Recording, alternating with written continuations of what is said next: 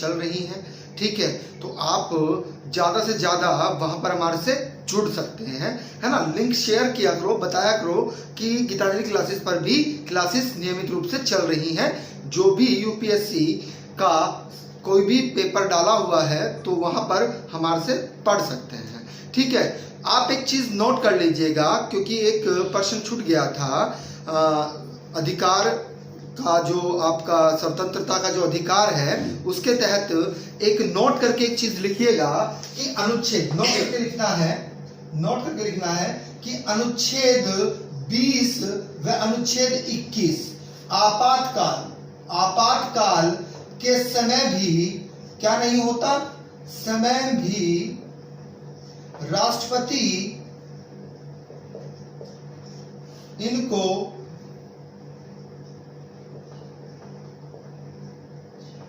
निष्कासित नहीं कर सकता,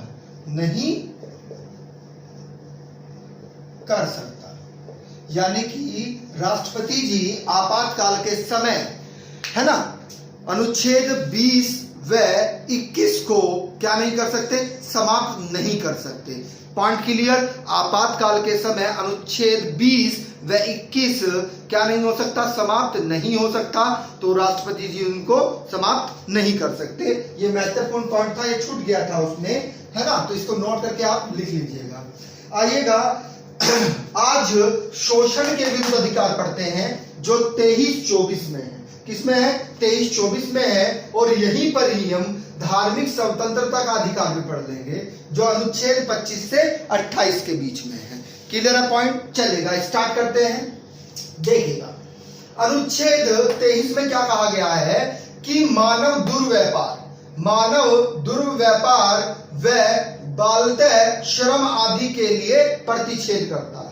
यानी कि कहने का तात्पर्य यह है कि आप देह व्यापार नहीं कर सकते, अपने शरीर का व्यापार नहीं कर सकते, आप बाल व्यापार नहीं कर सकते, ठीक है। मानव के साथ में दुर्व्यापार नहीं कर सकते, यानी कि मानव को आप बेच नहीं सकते, जैसे सती प्रथा, है ना, जैसी जो प्रथाएं हैं ऐसी प्रथाओं को आप नहीं कर सकते। पॉइंट क्लियर है, बात समझ में आ रही है। देखिएगा, अनुच्छेद 23(1) क्या कहता है, मानव का दुर्व्यापार, यानी कि मानव का दुर्व्यापार अगर हम बात करें तो दास प्रथा, बेगार, ठीक है, ये सब क्या है, मानव दुर्व्यापारी तो है। यानी कि किसी को आपने बेच दिया, कम पैसे में क्या कर दिया, बेच दिया, या मधुआ मजदूरी पर आपने किसी को रख लिया, पहले ही एडवांस दे दिया 50,000 रुपया और उसको कई वर्षों तक आप कार्य करते रहे उसके साथ में, वो चीजें नहीं होंगी यहाँ पर, है ना। तो बेगार तथा इसी प्रकार के अन्य बालतम श्रम प्रति निषेध कर दिया गया, यानी कि आप बाल श्रम भी नहीं कर पा सकते, है ना। यानी कि 14 वर्ष से कम बच्चों को आप खतरनाक या जो बहुत ही कारखाने खतरनाक होते हैं, है ना, तो उनमें आप कार्य नहीं कर सकते। यानी कि जहां पर दुर्घटना होने की संभावना ज्यादा रहती है, ऐसे कारखानों में, ऐसी फैक्ट्रियों में आप 14 वर्ष से कम बच्चों को नहीं रख सकते। क्लियर है पॉइंट। आइएगा, जैसे बात की जाए कि एग्जाम्पल है, दास प्रथा नहीं रख सकते, बेगार व बाल श्रम नहीं कर सकते, है ना। आर्य बात समझ में, मनुष्यों की भांति आप क्रय विक्रय नहीं कर सकते, यानी कि मनुष्यों को भी आप क्रय विक्रय बेच और लेन देन नहीं कर सकते। बंधुआ मजदूरी इसके तहत नहीं कर सकते, बहुत ही इंपॉर्टेंट है, बार बार परीक्षाओं में पूछा जाता है, ठीक है। अब इसके विरुद्ध अर्थात किसके विरुद्ध, मानव का दुर्व्यापार व बाल श्रम के विरुद्ध अगर कोई अधिकार बना सकता है तो वह अधिकार संसद बना सकती है। और यह अधिकार 19, बिल्कुल ध्यान समझिएगा, 35 के तहत, अनुच्छेद 35 के तहत यह अधिकार किसको दिया गया है, संसद को अधिकार दिया गया है कि अगर ऐसा आपको दिखाई देता है तो आप इसके विरुद्ध कोई नियम कानून बना सकते हैं, ठीक है। इसी के तहत बंधुआ मजदूरी प्रणाली उन्मूलन अधिनियम आया जो 1976 में आया था। किसमें, 1976 में। महिला एवं बाल अनैतिक व्यापार निवारण अधिनियम ये 1986 में आया था। कब आया था, 1986 में। बहुत इंपॉर्टेंट है, पूछा जाता है। महिला व बाल अनैतिक व्यापार, यानी कि महिलाएं को जबरदस्ती क्या कराया जाता है, देह व्यापार किया जाता है, यानी कि उनको बेच दिया जाता है, तो ये सब चीजें नहीं होंगी, ये गैर कानूनी है। ये क्या है, गैर कानूनी है, ठीक है। आइएगा, अब इसी के तहत अनुच्छेद 23(1) के तहत ही क्या है, बहुत ही इंपॉर्टेंट है, बिल्कुल ध्यान से सुनना है। जो जेल में जाते हैं कैदियों को अपने काम के लिए उचित मजदूरी पाने का हक दिया गया है, वह भी किस वाद के तहत, तो दीना बैनाम भारत संघ 1983 के वाद के तहत ही क्या किया गया, जो कैदी हैं अगर वह कोई कार्य कर रहे हैं, मजदूरी कर रहे हैं, तो उन्हें मजदूरी पाने का हक है। क्लियर है पॉइंट। आइएगा अगला प्रश्न देखिएगा, बहुत ही इंपॉर्टेंट है, अनुच्छेद 24। तो अनुच्छेद 24 क्या कहता है, अनुच्छेद 24 ये कहता है कि 14 वर्ष से कम बच्चे जो हैं उनको आप किसी भी खतरनाक कारखाने में नहीं जाने दे सकते, ना आप कार्य करा सकते।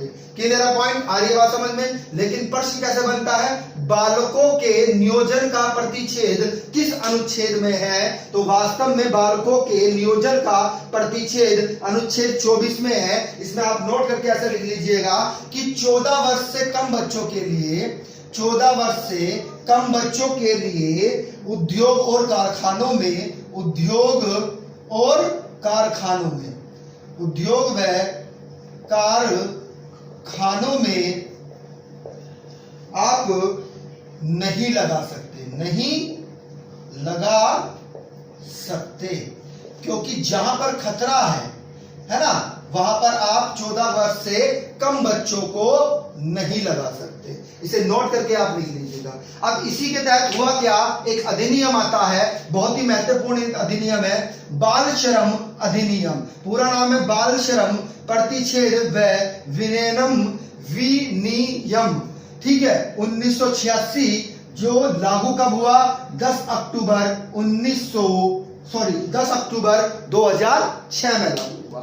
अब हुआ क्या वास्तव में, इसके तहत नोट करके आप लिख लीजिएगा, नोट करके ये चीज लिखिएगा कि होता क्या है, जो 13 व्यवसाय ऐसे हैं जिनमें ज्यादा खतरा है, तो वहां पर क्या किया गया, अगर 5 से 14 वर्ष के बीच कोई बच्चा पाया जाता है तो उसके मालिक या उस संस्था के विरुद्ध कार्रवाई की जाएगी। और कार्रवाई, कानूनी कार्रवाई में क्या किया जाएगा, 3 माह से लेकर कितना, 1 वर्ष तक की सजा हो सकती है ना, जेल हो सकती है, आपको क्या हो सकती है, जेल, या फिर क्या हो सकता है, 10,000 रुपए का, 10,000 से 20,000 रुपए का जुर्माना हो सकता है, ठीक है, या फिर ये दोनों चीजें हो सकती हैं, अर्थात आपको जेल भी हो सकती है और जुर्माना भी आपको देना पड़ सकता है।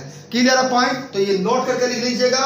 कितने वर्ष के बच्चों की बात हो रही है यहाँ पर, 14 वर्ष के बच्चे, यानी कि 14 वर्ष से कम बच्चों के लिए यह प्रावधान किया गया है। आइएगा अगला फैक्ट समझिएगा। अगला प्रश्न, अनुच्छेद 25, ठीक है, देखिएगा, धार्मिक स्वतंत्रता का अधिकार जो है वह अनुच्छेद 25 से लेकर 28 तक है। तो इसमें क्या बात की गई है कि किसी भी व्यक्ति को अपने मन या अंतःकरण के आधार पर किसी भी धर्म को मानने की व उसके अनुसार आचरण करने की स्वतंत्रता दी गई है। क्योंकि हमारा देश क्या है, हमारा देश पंथ निरपेक्ष देश है। कैसा देश है, पंथ निरपेक्ष देश है, क्योंकि ये पंथ निरपेक्ष 14वें संविधान संशोधन द्वारा जोड़ा गया था, जिसका अर्थ क्या होता है, पंथ निरपेक्ष का अर्थ ये होता है कि यहाँ पर सभी धर्म समान हैं, कोई भी धर्म विशेष नहीं है। यहाँ पर जो राष्ट्र का प्रमुख होता है वह किसी धर्म का प्रमुख नहीं होता है। यहाँ का जो संविधान है वो किसी धर्म विशेष का मूल पुस्तक नहीं है ना। तो कैसा है हमारा देश, पंथ निरपेक्ष देश है। कैसा देश है, पंथ निरपेक्ष। क्लियर है पॉइंट, आ रही बात समझ में। तो इसी के तहत है ये। अब आप समझिएगा, हाँ ये भी हमने लिखा हुआ है पंथ निरपेक्ष, है ना, 44वें संविधान संशोधन द्वारा जोड़ा गया था, ठीक है। अनुच्छेद 25(1), अनुच्छेद 25(1) क्या कहता है, बिल्कुल ध्यान से समझना है, बहुत ही इंपॉर्टेंट है। देखिएगा, प्रत्येक व्यक्ति को अपने अंतःकरण की स्वतंत्रता और धर्म के अबाध रूप से मानने व आचरण करने व प्रचार करने को अंडरलाइन करिएगा, प्रचार करने के लिए स्वतंत्र है। क्या है? स्वतंत्र है। Clear point? यानी कि अपने धर्म का वह प्रचार कर सकता है, उसके अनुसार क्या कर सकता है? अपने आचरण रख सकता है।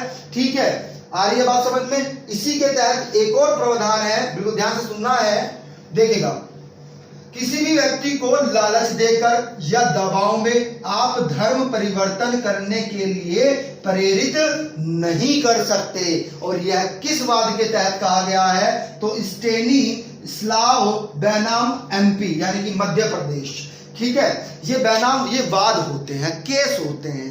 तो इसी केस के तहत ये प्रावधान किया गया था कि आप लालच देकर या फिर दबाव देकर, है ना, आप किसी भी धर्म के लिए किसी विशेष व्यक्ति को प्रेरित नहीं कर सकते। Clear point? आइएगा, इसी के तहत गोवध, अगर गोवध की बात करें, क्योंकि होता क्या है, मुस्लिम धर्म में बकरा ईद होता है, तो बकरा ईद के समय गो हत्या की जाती है। तो गो हत्या क्या है? वास्तव में वह भी एक धार्मिक कार्य के तहत आना चाहिए, लेकिन ऐसा नहीं है, ऐसा नहीं है, ध्यान रखिएगा। गो वध पर भी क्या है? अपराध है।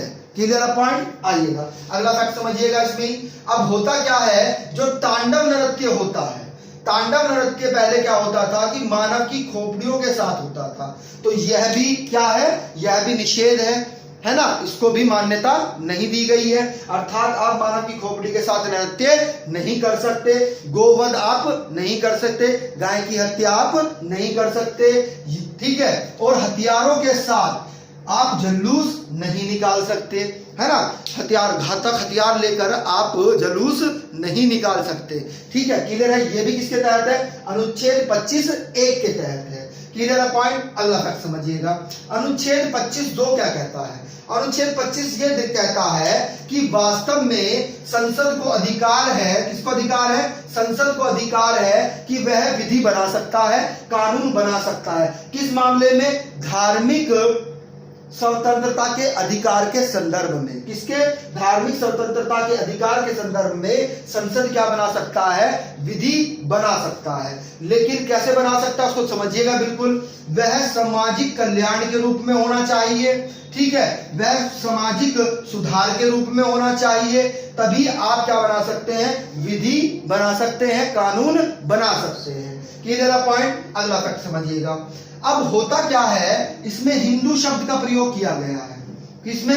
अनुच्छेद 25(2) में हिंदू शब्द का प्रयोग किया गया है। और हिंदू शब्द में किस किस को शामिल किया गया है, यह प्रश्न कथन निष्कर्ष में पूछा जाता है, महत्वपूर्ण है। ठीक है, तो बौद्ध धर्म को भी आप किसमें रखते हैं? हिंदू में ही रखते हैं। जैन धर्म को भी किसमें रखते हैं? हिंदू में ही रखते हैं। सिख धर्म को भी किसमें रखते हैं? हिंदू में ही रखते हैं। अब एक चीज यहां से महत्वपूर्ण क्या बन जाती है कि सिखों को करपान रखने का अधिकार कौन सा अनुच्छेद देता है? तो वास्तव में सिखों को करपान रखने का अधिकार अनुच्छेद 2 देता है, क्योंकि करपान क्या है? वास्तव में सिख समाज का क्या है? एक अभिन्न अंग होता है।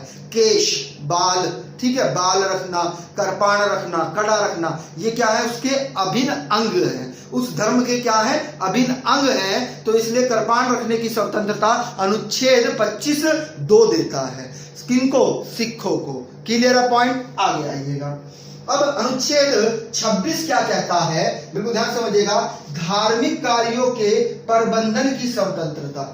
इसमें आप नोट करके एक चीज लिखिएगा कि आप किसी धर्म विशेष के हैं तो अपने धर्म विशेष को, इसको नोट करके लिखना है, अपने धर्म विशेष के बढ़ावे के लिए, उसके सुधार के लिए आप कोई संस्था स्थापित कर सकते हैं। आप कोई भी संस्था स्थापित कर सकते हैं। Clear point? यहां पर लिखिएगा, वह स्वतंत्रता किसको दी जाती है? व्यक्ति को नहीं, यानी कि किसी विशेष धर्म का जो व्यक्ति है उसको नहीं, बल्कि किसको दी जाती है? धार्मिक संप्रदाय को दी जाती है। किसको? धार्मिक संप्रदाय को दी जाती है, ना कि व्यक्तियों को दी जाती है। किसकी स्वतंत्रता? धार्मिक कार्यों के प्रबंधन की स्वतंत्रता, है ना। किसी संस्था द्वारा क्या किया जाता है कि धार्मिक प्रचार किया जाता है, संस्थान बनाई जाती हैं धार्मिक, तो किसके लिए? उसको बढ़ावा देने के लिए, क्योंकि एक संस्कृति है ना, जो हमारी संस्कृति है उसमें कोई विघ्न ना आए, उसका प्रचार प्रसार चलता रहे, है ना, क्योंकि हमारा देश क्या है, पंथ निरपेक्ष देश है, हर धर्मों का सम्मान करता है। Clear point. तो उसी चीज को मद्देनजर रखते हुए क्या किया गया, अनुच्छेद 26 बनाया गया और अनुच्छेद 26 के तहत क्या किया गया, धार्मिक कार्यों के प्रबंधन की स्वतंत्रता दी गई है। Clear point. तो उसके विकास के लिए, उसके बढ़ावे के लिए क्या कर सकते हैं, हम कोई भी संस्था बना सकते हैं। इसी के तहत क्या किया गया है, अलीगढ़ मुस्लिम विश्वविद्यालय जो संसद के अधिनियम द्वारा स्थापित की गई थी, अर्थात संसद के द्वारा बनाई गई थी, है ना, कौन सी, मुस्लिम अलीगढ़ मुस्लिम यूनिवर्सिटी, बहुत इंपॉर्टेंट है। अब इसमें समझिएगा, इसमें नोट करके कथन में क्या दिया जाएगा, आपको ये सेंटेंस दिया जाएगा कि धार्मिक कार्यों के प्रबंधन की स्वतंत्रता मुस्लिम अलीगढ़ यूनिवर्सिटी को दी गई है, नहीं दी गई है। धार्मिक कार्यों के प्रबंधन की स्वतंत्रता मुस्लिम अलीगढ़ यूनिवर्सिटी को नहीं दी गई है। इसको आप अपने माइंड में क्लिक कर लें, क्योंकि कथन निष्कर्ष में ये प्रश्न पूछे जाते हैं। संसद को अधिकार दिया गया है, किसको, संसद को अधिकार दिया गया है। ठीक है, अगला फैक्ट समझिएगा, अनुच्छेद 26 में आप एक चीज नोट, 27 में एक चीज नोट करके लिखिएगा पहले कि धार्मिक अभिवृद्धि हेतु कर की मुक्ति। इसका मतलब क्या है, इसमें आप नोट करके ये लिखिएगा, यहां पर नोट करके लिखिएगा, इसमें अनुच्छेद 27 में क्या कहा गया है कि कोई भी व्यक्ति जो ऐसी आय, यानी कि कोई आय कर रहा है, कोई आय कर रहा है, तो अपनी कमाई को यानी कि आय को धार्मिक कार्यों में, किसमें, धार्मिक कार्यों में अगर खर्च करता है, क्या करता है, खर्च करता है, तो उस पर कोई भी कर नहीं लगेगा, कोई भी कर नहीं लगेगा। क्लियर पॉइंट, आ रही है बात समझ में। यानी कि कोई भी व्यक्ति अपने धर्म व विकास के लिए, है ना, धर्म के विकास के लिए क्या करता है, आय करता है, यानी कि खर्च करता है, धार्मिक कार्यों में खर्च करता है, तो सरकार उस पर क्या करेगी, कोई भी टैक्स नहीं लगा सकती है, कोई भी कर नहीं लगा सकती है। इसका अर्थ ये होता है कि धार्मिक अभिवृद्धि हेतु कर की मुक्ति, यानी कि धार्मिक कार्यों में आपने क्या किया, पैसा दे दिया, है ना, अब पैसा दे दिया, जो पैसा आपने दिया है धार्मिक कार्यों पर, तो उस पर कोई भी टैक्स नहीं लगेगा। पॉइंट क्लियर है, बात समझ में आ रही है। अब इसी में क्या दिया गया है, देखिएगा, अनुच्छेद 28 क्या कहता है कि शैक्षणिक संस्थानों के बारे में स्वतंत्रता, यानी कि कोई आप धार्मिक विद्यालय खोलना चाहते हैं तो आप धार्मिक विद्यालय खोल सकते हैं। पॉइंट क्लियर है, और उसमें राज्य आपकी क्या करेगी, सहायता करेगी खोलने में। अब एक चीज और समझिएगा बिल्कुल ध्यान से, इसमें आप नोट करके ये लिखिएगा, अनुच्छेद 28 क्या कहता है, इसमें आप नोट करके आपको ये चीज लिखनी है कि वास्तव में किसी भी संस्थान में, ऐसे करके लिखिएगा, जिस संस्थान में या किसी संस्थान में किसी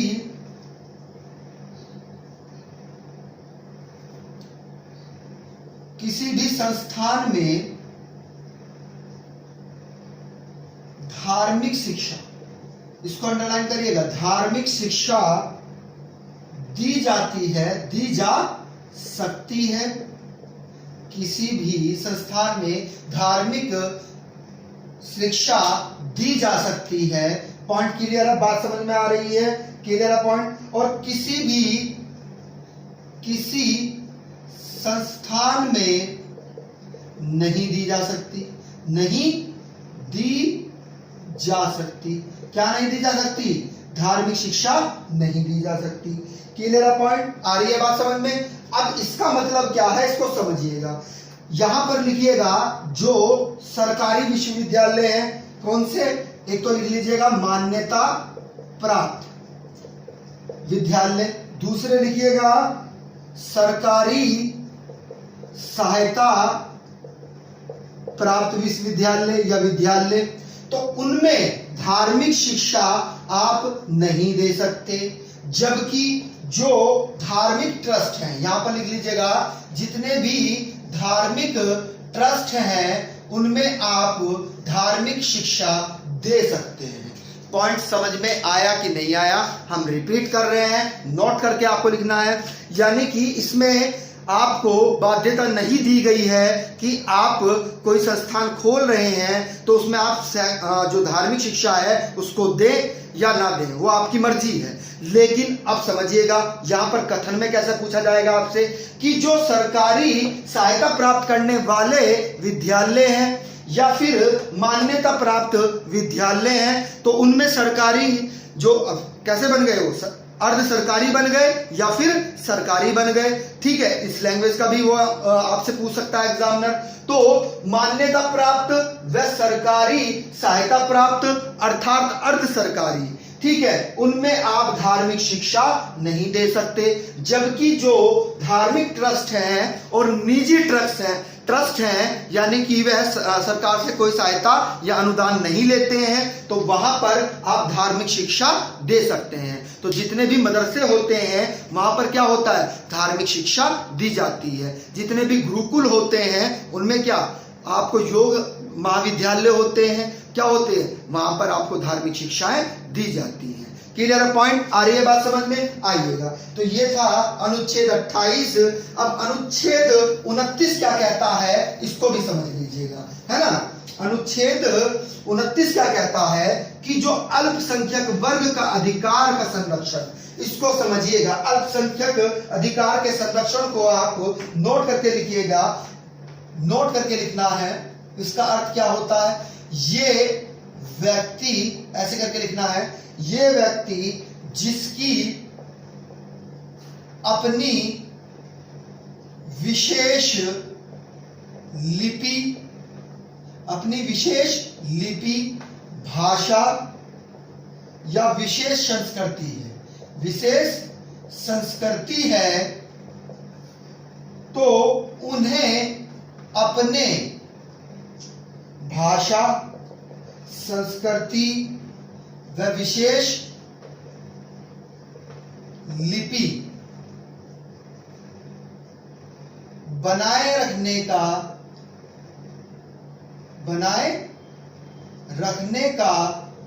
अधिकार है। क्या है? अधिकार है। पॉइंट क्लियर है? यानी कि जो अल्पसंख्यक वर्ग है उनके अधिकार का संरक्षण उनको दिया गया है। अब किस अनुच्छेद के तहत दिया गया है इसको समझिएगा। अनुच्छेद 29(1) में क्या कहा गया है, जिसकी अपनी विशेष लिपि, भाषा, संस्कृति है उसे बनाए रखने का अधिकार हमें कौन सा अनुच्छेद देता है, तो अनुच्छेद 29(1) देता है। वही चीज हमने नोट करके लिखवाई है क्योंकि कभी कभी आपको इतना डीपली न देकर खाली 29 अनुच्छेद दे देता है। अनुच्छेद 2 में क्या कहा गया है, बिल्कुल ध्यान से समझिएगा। यानी कि शैक्षणिक संस्थानों में एडमिशन यानी कि पंजीकरण के अधिकार के समय, यानी कि जब आप प्रवेश ले रहे हैं तो उस समय किसी विशेष लिपि, भाषा, संस्कृति के आधार पर आप कोई भेदभाव नहीं करेंगे, उनका पंजीकरण आपको करना ही होगा। क्लियर है पॉइंट? आ रही है बात समझ में? ठीक है, आइएगा अगला फैक्ट समझिएगा। अनुच्छेद 30 इंपॉर्टेंट है। शैक्षणिक संस्थानों की स्थापना, किसकी? शैक्षणिक संस्थानों की स्थापना। यानी कि आप अगर क्या करते हैं, इसमें नोट करके पहले आप एक चीज लिखिएगा, आप लिखिएगा इसमें नोट करके। अनुच्छेद 30 क्या कहता है? अनुच्छेद 30 ये कह रहा है, नोट करके लिखना है, जितने भी अल्पसंख्यकों को अपने शैक्षणिक संस्थान स्थापित करने का अधिकार, ठीक है, कौन देता है? अनुच्छेद 30 देता है। कौन देता है? अनुच्छेद 30 देता है। शैक्षणिक संस्थानों की स्थापना करने का अधिकार कौन देता है? अनुच्छेद 30 देता है। और अनुच्छेद 30(1) के तहत क्या कहा गया है कि भाषा, धर्म के आधार पर अल्पसंख्यकों को यह अधिकार दिया गया है। पॉइंट क्लियर है? और अनुच्छेद 30(2) क्या कहता है कि राज्य इसकी सहायता देगी और कोई भी भेदभाव राज्य इसके साथ में भेदभाव नहीं करेगा, है ना। क्या करेगी, सहायता देगी और कोई भी भेदभाव नहीं करेगा। यह कौन कहता है, अनुच्छेद 30(2) कह रहा है। क्लियर है पॉइंट, आ रही है बात समझ में। अगर वीडियो अच्छी लगी हो तो इसको लाइक करिएगा और जो नए व्यूवर्स हैं वो हमारे चैनल को सब्सक्राइब करें और बेल आइकन ऑन करें और शेयर करके, है ना, इसको आपको देखना है। ठीक है, थैंक यू।